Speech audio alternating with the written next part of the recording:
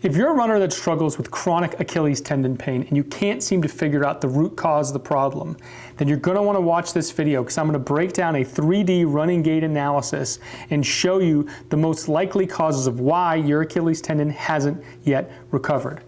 All right, guys, let's dive into the analysis.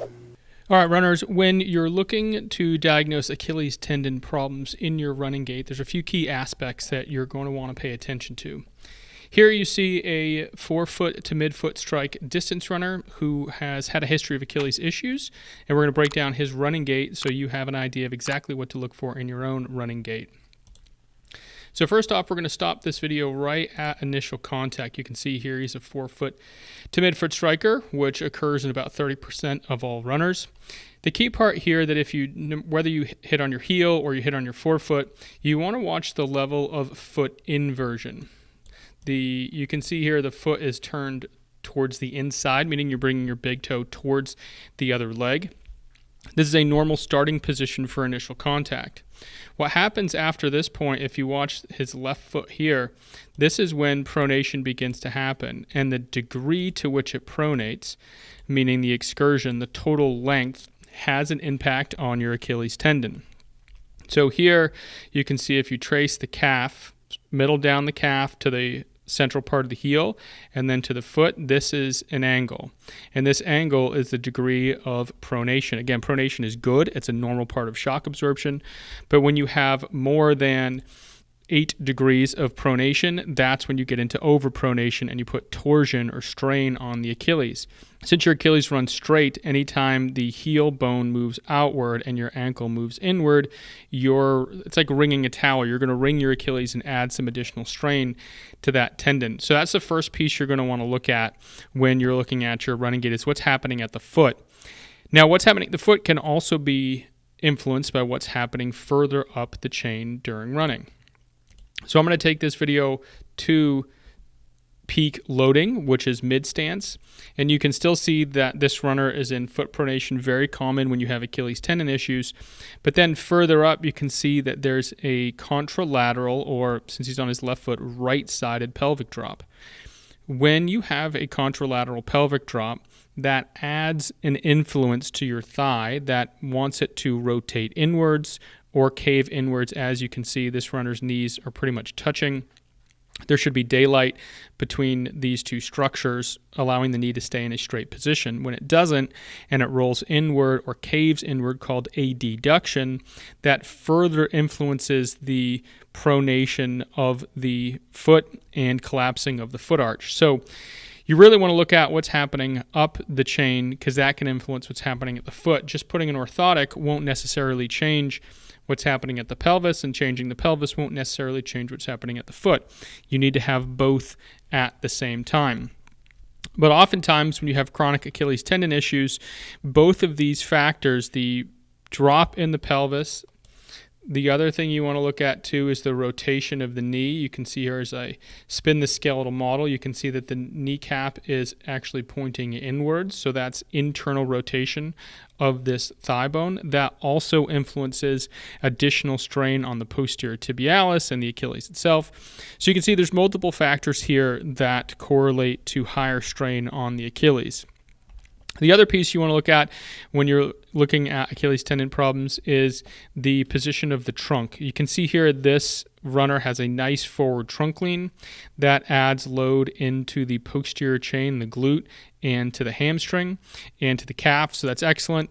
If this runner was upright, fully upright in the trunk, that would add additional load to the Achilles, the tendon structure of the calf, not because you take out the glute portion, the posterior chain portion, glute and hamstring of muscle influence. So an upright trunk has been associated with increased Achilles tendon issues.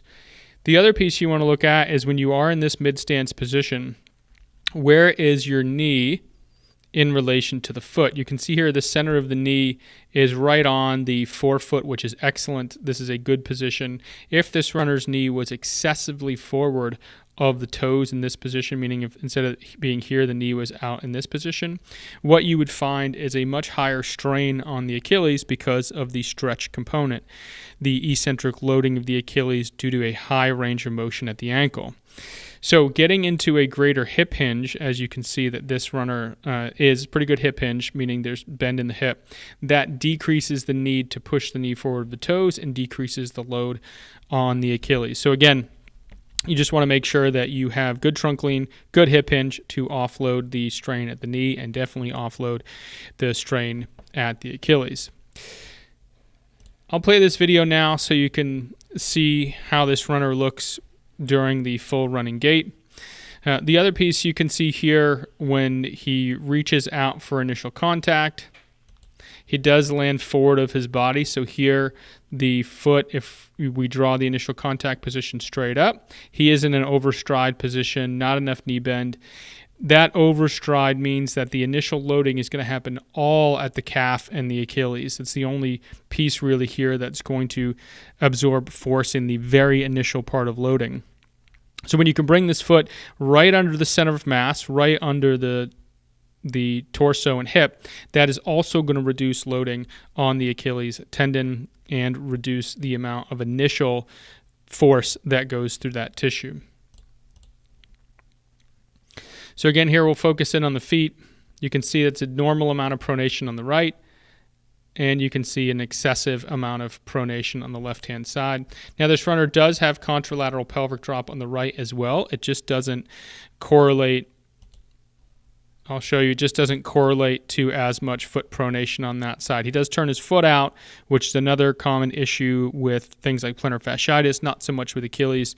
So he has the pelvic portion, but not the foot. If we go back to the left, you'll see the difference that here on this side, there is the pronation in at the foot, and there is the contralateral pelvic drop, and the knee is rolling inward. So those three things combined all have to be corrected to reduce strain on the Achilles.